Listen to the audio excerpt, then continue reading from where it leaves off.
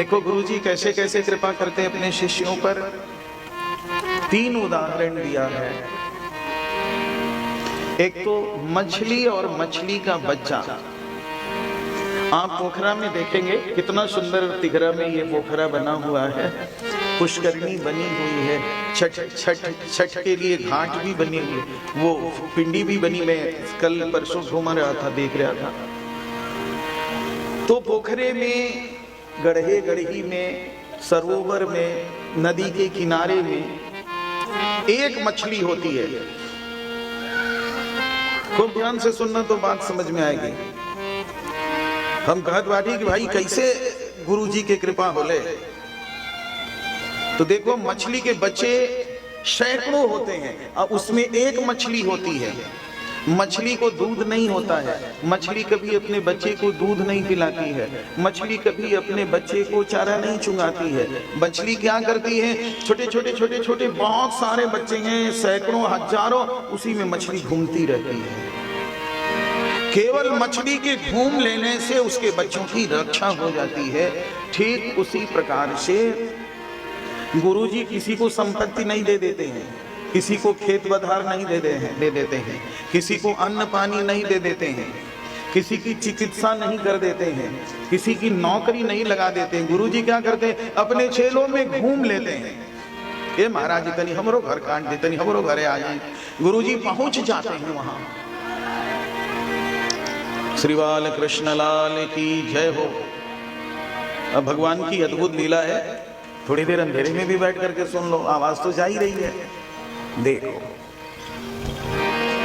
तो जिस प्रकार से मछली अपने बच्चों में घूम करके अपने बच्चों की रक्षा कर देती है, उसी प्रकार से गुरुजी अपने शिष्यों में केवल घूम देते हैं। उसके घर उसके घर उसके घर उसके घर, खाली घूम देने।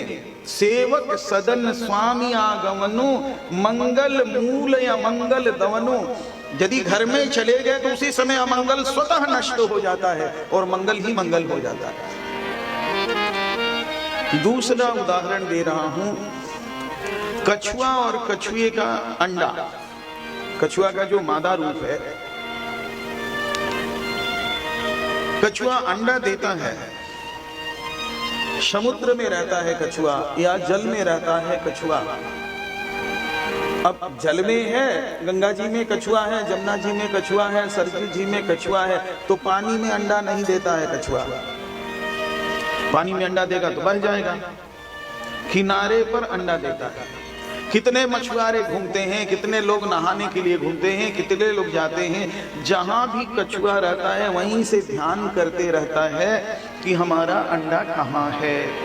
बस उसके ध्यान कर लेने मात्र से उस अंडे की रक्षा हो जाती है, उससे सुंदर बच्चा निकल आता है। उसी प्रकार से गुरुजी कहीं भी रहते हैं, गुरुजी केवल ध्यान कर देते हैं कि इन गांवों में हमारे शिष्य हैं, यहाँ यहाँ हमारे शिष्य रहते हैं। केवल उनका ध्यान कर देते हैं। ध्यान कर लेने मात्र से ही शिष्यों की रक्षा हो जाती है, उनका मंगल हो जाता है, उनका कल्याण हो जाता है। तीसरा उदाहरण दे रहा हूं, जैसे चिड़िया और चिड़िया का अंडा। चिड़िया अंडा देती है। चिड़िया अंडा देकर करती क्या है कि अपने पंखों से अंडे को ढक देती है। तुम लोगों ने देखा या नहीं, आप लोग गौर करना, देखना, चिड़िया अंडे को दे करके अंडे को अपने पंखों से ढकी रहती है। कुछ दिनों के बाद उस अंडे से सुंदर बच्चा निकल जाता है। तो जिस प्रकार से चिड़िया अंडे को ढक करके अपने बच्चे की रक्षा करती है, गुरुजी कभी कभी घूमकर अपने शिष्यों पर, अपने शिष्यों के मस्तक पर अपना वरद हस्त रख देते हैं। इसी से उनके शिष्य की रक्षा हो जाती है, उसका मंगल हो जाता है, उसका कल्याण हो जाता है। तो रूप का, यौवन का, धन का, धर्म का, विनय का, तपस्या का, विद्या का अभिमान तो नीचे गिराने वाला है, लेकिन गुरुजी के प्रति किया गया अभिमान मुक्ति दिलाने वाला है, भगवान से मिलाने वाला है।